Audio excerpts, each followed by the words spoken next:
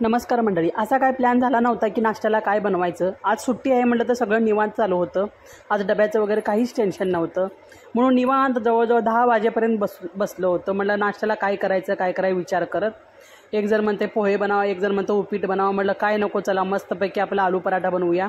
म्हणून बटाटे उकडायला एका साईडला बटाटे उकडायला टाकले, एका साईडला पीठ मळून घेतलं. कुकर थंड होईपर्यंत इकडे लसूण, अद्रक, हिरवी मिरची मिक्सरला बारीक करून घेतलं. कोथिंबीर बारीक चिरून घेतले. बटाटे थंड झाले, बटाट्याची वरची साल काढून घेतली. थोडंसं थंड होण्यासाठी बारीक करून फॅनखाली ठेवलं आणि मॅशरने मॅश करून घेतलेलं आहे. बटाटे खूप गरम होते त्यामुळं किस्ता नाही आले. म्हटलं मॅशरने मॅश करून घ्यावे. थोडंसं मध्ये कुठं राहिलं होतं थोडं. आणि एका साईडला फोडणीची तयारी केली. फोडणीसाठी जिरं, मोहरी, हिंग आणि भरपूर असा थोडीशी कढीपत्ता टाकलेला, पण भरपूर असं कोथिंबीर टाकलेलं आहे. आणि हिरवी मिरची, लसूण, अद्रक हे बारीक करून टाकलेलं आहे. तुम्ही मगाशी दाखवलं, सांगितलंच मी.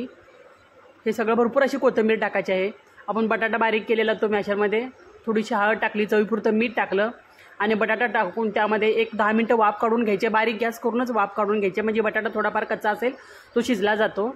आणि थोडासा गरम मसाला टाकलेला आहे. आता मी वाफ काढून काय घेतले, कारण बटाटा थोडासा कच्चा ठेवला होता. कारण थोडंसं लवकर शिजवलं असताना तर त्यातलं पाणी पूर्ण आकसून जातं, म्हणजे लाटायला खूप छान होतं. बटाट्याचं जे सारण आहे ना ते घट्ट होतं, त्यासाठी थोडासा मी बटाटा कच्चा ठेवला होता. तुम्ही जर सकाळी अगोदर जर शिजवून ठेवत असेल तर कच्चा ठेवायची काही गरज नाही आहे. खूप छान बघा. आणि भाजी तर त्याची इतकी मस्त झालेली आहे. तुम्ही न वाफ काढता पण असं डायरेक्ट तुम्ही फोडणी बटाट्यावरती टाकून व्यवस्थित कालवून करू शकता. आपलं बटाट्याचं सारण तयार झालेलं आहे. छोटे छोटे गोळे करून घेतले. तुम्हाला जसे मोठे छोटे आवडेल तसे गोळे करून घ्यायचे, म्हणजे पटपट भरायला येतात. गोळे करून मस्त आपण पुरणाची पारी कसं करतो, पुरण भरण्यासाठी तशी पारी बनवायची. त्यामध्ये ते बटाट्याचे गोळे ते भरून घ्यायचं. चांगलं व्यवस्थित भरून घेऊन अबदारी हाताने लाटायचं आहे, कारण चपातीपेक्षा थोडंसं पातळ पीठ मळायचं आहे. आणि पुरणपोळीपेक्षा थोडंसं जाडसर मळलं तरी चालेल.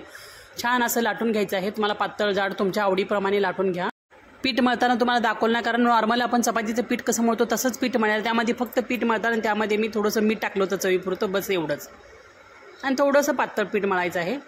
ही बटाट्याची भाजी मात्र थोडीशी तिखट करायची आहे, कारण हे चपाती आपण पीठ पण असतं वरून, आतून चपातीचं ते बटाट्याचं सारण असतं, त्यामुळे ते कॉम्बिनेशन छान होतं.